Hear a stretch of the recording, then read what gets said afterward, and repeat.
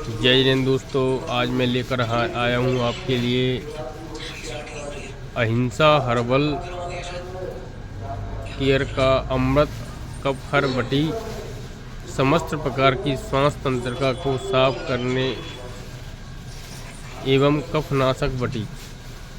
जो हमारे अभी जो मौसम चेंज होने की वजह से हमारे खांसी जुकाम इस प्रकार का जो चल रहा है, उसके लिए हमने ये दवा तैयार की है। आप इसको यूज करें, बहुत ही अच्छा इसका रिजल्ट आया है। आप देख सकते हैं इसमें 30 टैबलेट हैं और एक गोली सुबह शाम लेना है इसको पानी से।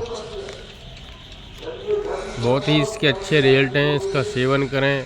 काफ़ी लोगों का मेरे पे फ़ोन आया कि भैया कुछ ऐसी दवा दें जिससे हमारी खांसी ठीक हो जाए। 2-3 महीने हो रहे हैं लेकिन खांसी ठीक नहीं हो पा रही है, तो कृपया आप इस टैबलेट का इस्तेमाल करें और अपनी खांसी को ठीक करें।